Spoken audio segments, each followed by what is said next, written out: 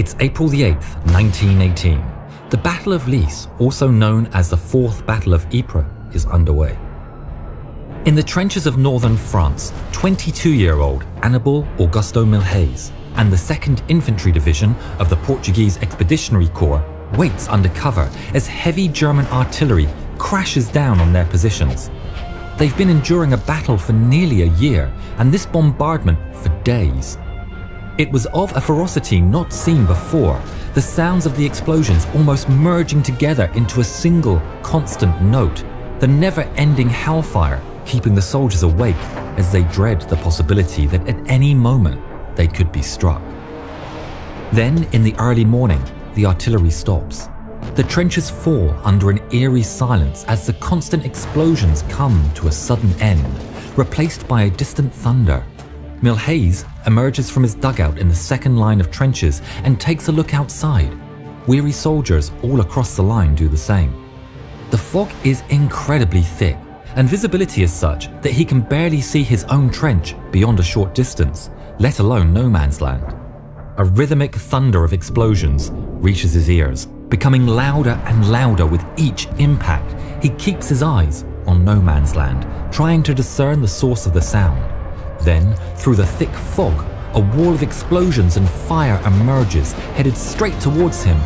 Shreds of sandbags, wood and dirt fly in all directions as the brutal bombardment decimates the front trench before stopping right between the front and second trenches.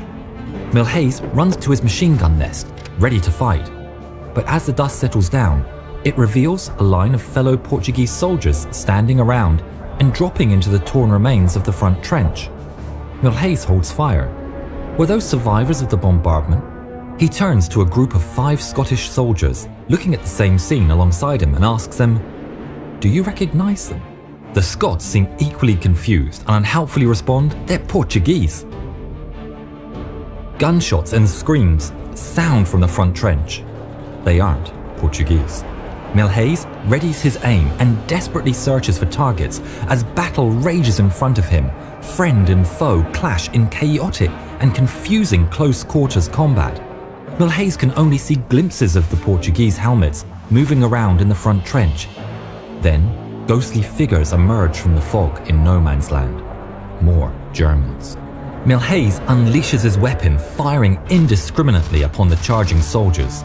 They fall in droves. Some take cover inside craters in no man's land. Others charge over their dead countrymen towards the Portuguese trench. Few make it.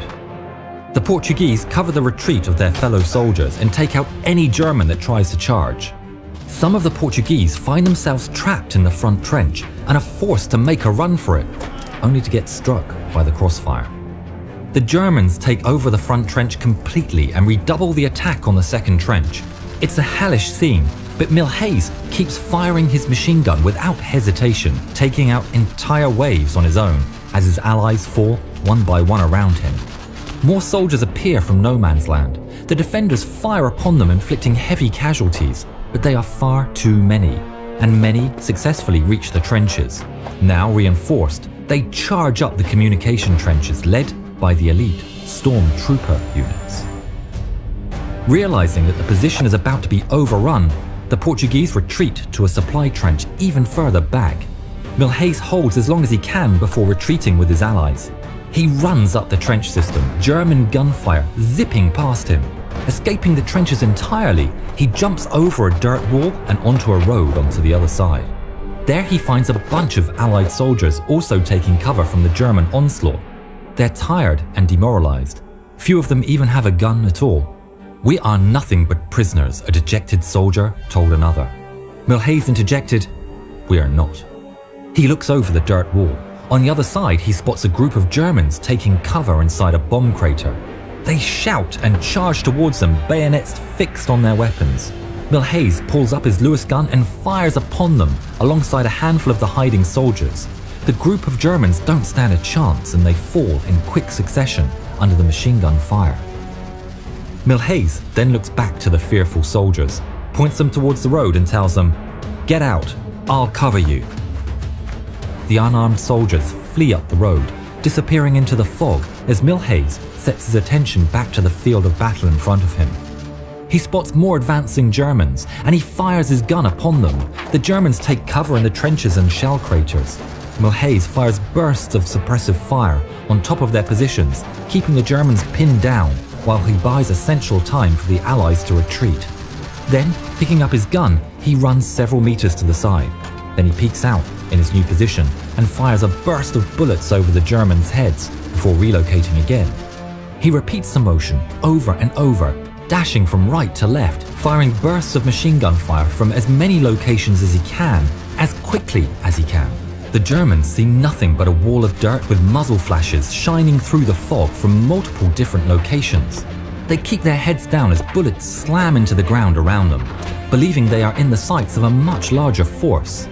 Milhaes keeps up the act, fearlessly and tirelessly facing off an entire German attack force on his own. He picks up ammunition from fallen soldiers to prolong his fight as long as possible, but inevitably, he runs out of ammunition. Defenseless now, Milhaes dashes towards a piece of tent canvas that lay abandoned on the side of a road next to a dead horse and hides underneath it. The Germans realize the fire has stopped and charge the road, but they find no one. Undeterred, they push on, giving chase to the fleeing Portuguese and Allied soldiers. Milhaes stays under the canvas, motionless, stilling his breath unless he give himself away. He can hear them running past him as he lay there. Hours pass, and the chaos of battle sounds more and more distant. Finally, he emerges from his hideout, but he is now alone behind German lines with no idea of how far back his allies have been pushed. Around him there is nothing but death and destruction. The place is as quiet as the grave, except for the distant echoes of gunshots. Carefully, he runs across an open field towards trees in the distance. War was yet to leave its ugly scar upon these lands, so the trees and wetlands of the area have gone mostly untouched thus far. This gives Milhaes some much-needed cover, allowing him to navigate through the wilderness unseen, still carrying his Lewis gun. He moves carefully, heading in the general direction of the front line. As night falls, he is forced to find somewhere to rest, his exhausted body giving up on him. The next day, he presses on with renewed energy. While walking, he spots a Scottish major laying in a swamp. He's exhausted but uninjured. Milhaes picks up the Scot from the swamp and helps him recover, and together they continue the trek towards the Allied lines. 3 days after the start of the attack, the men managed to slip through the front lines. Both Milhaes and the Scottish major were warmly welcomed by the remains of their units and the British reinforcements. Annibal Augusto Milhaes would continue fighting in the war and went on to achieve amazing feats in the following months. For his actions, he was awarded Portugal's highest distinction, the Military Order of the Tower and of the Sword of Valour, Loyalty and Merit, as well as the French Légion d'honneur, both of which were delivered on the battlefield in front of 15,000 soldiers. Major Jaio Ferreira do Amaral, presenting his medal, said, "You are Milhaes, but you are worth millions of soldiers." He became the most decorated Portuguese soldier and a household name back at home. After the war, he lived a humble life. He married and had 9 children. The Portuguese government renamed his home village in his honor, where he passed away in 1970. If you haven't yet, please subscribe to the channel and please watch more videos of ours. Thank you.